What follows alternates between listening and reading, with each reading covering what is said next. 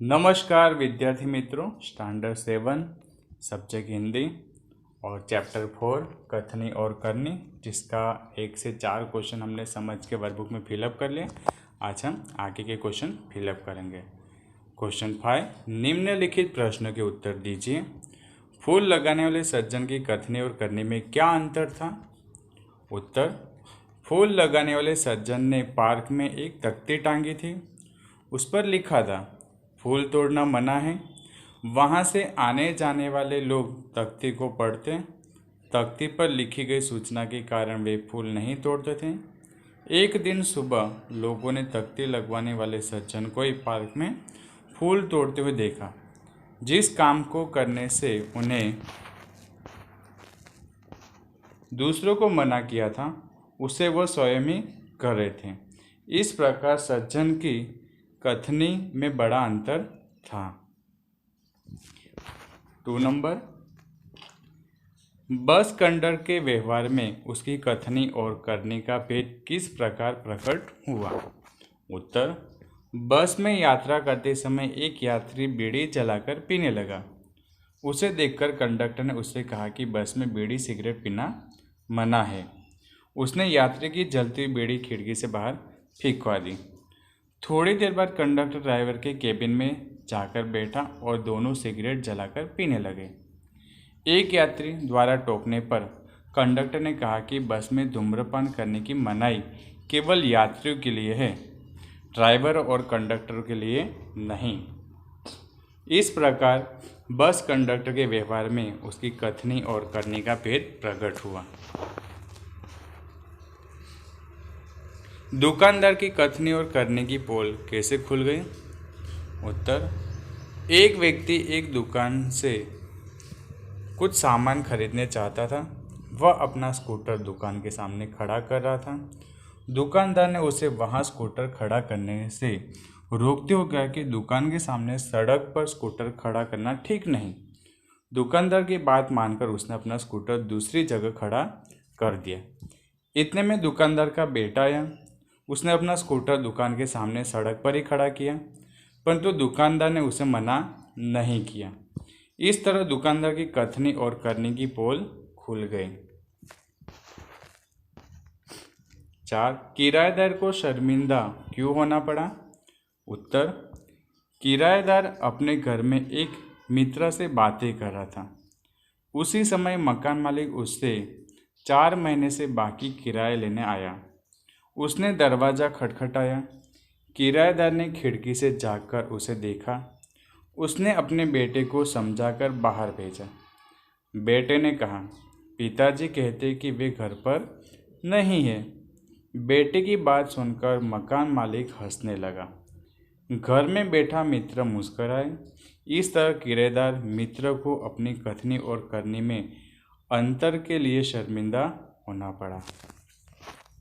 5 number, धूम्रपान का निषेध कहाँ कहाँ और क्यों लिखा होता है? उत्तर, धूम्रपान का निषेध ऐसा बसों और रेलगाड़ियों जैसे सार्वजनिक वाहनों में लिखा होता है। अस्पतालों, सिनेमागृहों और दवाखाने में भी धूम्रपान करने की चेतावनी दी जाती है। बाग बगीचे, पुस्तकालय, प्रतीक्षालय, धर्मशाला और सार्वजनिक शौचालय आदि स्थानों पर ऐसी पट्टियाँ लगी होती हैं। धूम्रपान से वायु प्रदूषित होती है। प्रदूषित वायु में सांस लेने से छाती और फेफड़े की कई बीमारियां होती हैं, इसलिए सार्वजनिक स्थानों पर धूम्रपान की मनाही की जाती है। 6, लोग कहाँ कहाँ कतार में खड़े रहते हैं? उत्तर, लोग ट्रेन, सर्कस, प्रदर्शनी और सिनेमा की टिकट के लिए कतार में खड़े रहते हैं। राशन की दुकानों से राशन लेने के लिए भी लोगों को कतार में खड़ा रहना पड़ता है। लाइट या टेलीफोन की बिल भरने के लिए भी लोग कतार में खड़े रहते हैं। बस में चढ़ने के लिए भी यात्री कतार में खड़े रहते हैं। शहरों में मॉल में की गई खरीदी का बिल चुकाने के लिए कतार लगती है। बैंक में लोग कतार में खड़े होकर पैसे जमा कराते या निकालते हैं। इस प्रकार लोग आवश्यकता के अनुसार अलग अलग स्थानों पर कतार में खड़े रहते हैं। 6 नंबर का क्वेश्चन, निम्नलिखित मुहावरों का अर्थ लिखकर वाक्य में प्रयोग कीजिए। 1, गुणों की खान, बहुत गुणी होना। वाक्य, आप तो सचमुच गुणों की खान है। 2, पानी पानी हो जाना, बहुत लज्जित हो जाना। वाक्य, अपना झूठ पकड़ा गया तब लड़का पानी पानी हो गया। 7, उचित जोड़ मिलाइए। उत्तर, तो जो सिंबल है उसके सामने उसके आंसर, मतलब वो सिंबल कौन से दिए। पहला एक प्रश्नसूचक चिन्ह है, दूसरा पूर्ण विराम, तीसरा उद्गार चिन्ह या विस्मय चिन्ह, अल्प विराम, अवतरण चिन्ह, योजक चिन्ह। क्वेश्चन 8, निम्नलिखित वाक्यों में से विराम चिन्हों का प्रयोग कीजिए। फूल तोड़ना मना है, इसका वाक्य हम देखेंगे विराम चिन्ह के साथ। फूल तोड़ना मना है, इसमें फुल स्टॉप लगाया गया है। वाह कितना सुंदर दृश्य है, वाह कितना सुंदर दृश्य है, इसमें उद्गार चिन्ह लगाना है हमें। बसों में लिखा होता है धूम्रपान निषेध है। उत्तर, बसों में लिखा होता है धूम्रपान वर्जित है। धारा रात दिन पढ़ती रहती है, धारा रात दिन पढ़ती रहती है। पौधे बारिश में क्यों लगाए जाते हैं, पौधे बारिश में क्यों लगाए जाते हैं, प्रश्नार्थ आएगा इसमें। बॉक्स, कोष्टक में दिए गए शब्दों को उचित क्रम में रखकर उदाहरण के अनुसार वाक्य लिखिए, जिसमें मैं सबको तोड़ना चाहिए, कथनी करनी हर रोज पौधे, जाता फूल अच्छे पढ़ना, रखनी हूँ खेलने लगते वे में मना लाए, समानता कहीं से है। ऐसे सारे बॉक्स में शब्द है और उसको बना के आपको अलग अलग बॉक्स के शब्द लेके आपको बनाना है। जैसे उदाहरण के रूप में फूल तोड़ना मना है, उसके बाद के उत्तर है मैं हर रोज़ खेलने जाता हूँ, सबको कथनी करने में समानता रखनी चाहिए, वे कहीं से अच्छे पौधे लाए।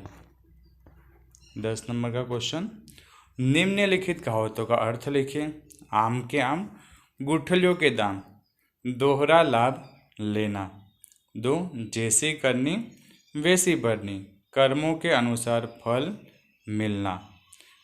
सांच को आँच नहीं, सच्चे व्यक्ति को भय नहीं होता, काला अक्षर बेस बराबर, बिल्कुल अनपढ़।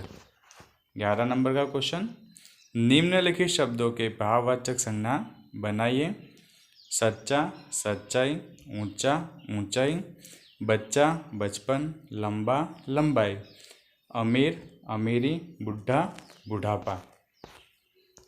क्वेश्चन 12, निम्नलिखित वाक्यों में से रेखा की संज्ञा का भेद लिखिए। मनुष्य अन्य प्राणियों से श्रेष्ठ है, इसमें मनुष्य वो जातिवाचक संज्ञा है। हमें अहिंसा के पथ पर चलना चाहिए, अहिंसा भाववाचक संज्ञा है। रेलवे स्टेशन पर लोगों की भीड़ रहती है, तो भीड़ समूहवाचक संज्ञा है। क्षमा वीरों का आभूषण है, क्षमा भाववाचक संज्ञा है। फूल सबको अच्छे लगते हैं, फूल जातिवाचक संज्ञा है। हमारे व्यवहार में विनम्रता होनी चाहिए, विनम्रता भाववाचक संज्ञा है। सभा में कई लोग इकट्ठे हुए, सभा समूहवाचक संज्ञा है। तो यहाँ पे हमारा चैप्टर ख़त्म हो रहा है। नया चैप्टर नए वीडियो के साथ मिलेंगे, तब तक बाय बाय।